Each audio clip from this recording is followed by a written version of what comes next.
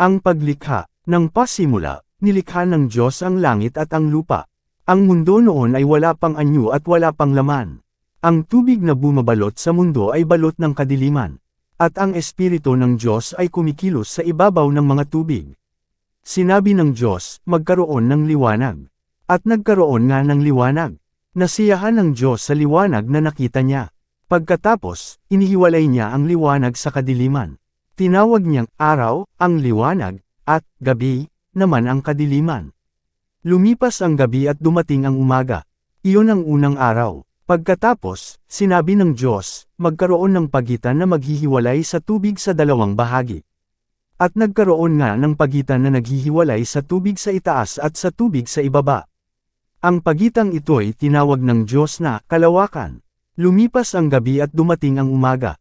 Iyon ang ikalawang araw. Pagkatapos, sinabi ng Diyos, magsama sa isang lugar ang tubig sa mundo para lumitaw ang tuyong bahagi. At iyon nga ang nangyari. Tinawag niyang lupa, ang tuyong lugar, at dagat, naman ang nagsamang tubig. Nasiyahan ang Diyos sa nakita niya. Pagkatapos, sinabi ng Diyos, magsitubo sa lupa ang lahat ng uri ng halaman, ang mga tanim na nagbubunga ng butil, at ang mga punong kahoy na namumunga ayon sa kani-kanilang uri. At iyon nga ang nangyari. Tumubo sa lupa ang lahat ng uri ng halaman, ang mga tanim na nagbubunga ng butil, at ang mga punong kahoy na namumunga ayon sa kani-kanilang uri. Nasiyahan ang Diyos sa nakita niya. Lumipas ang gabi at dumating ang umaga. Iyon ang ikatlong araw. Pagkatapos, sinabi ng Diyos, magkaroon ng mga ilaw sa kalangitan para ihiwalay ang araw sa gabi, at magsilbing palatandaan ng pagsisimula ng mga panahon, araw at taon. Magningning ang mga ito sa kalangitan para magbigay liwanag sa mundo. At iyon nga ang nangyari. Nilikha ng Diyos ang dalawang malaking ilaw, ang pinakamalaki ay magliliwanag kung araw, at ang mas malaki ay magliliwanag kung gabi. Nilikha rin niya ang mga bituin.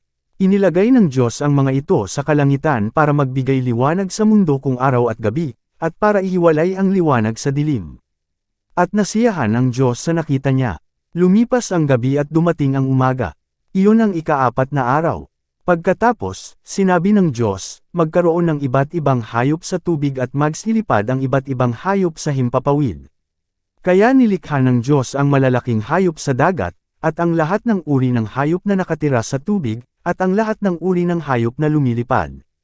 Nasiyahan ang Diyos sa nakita niya.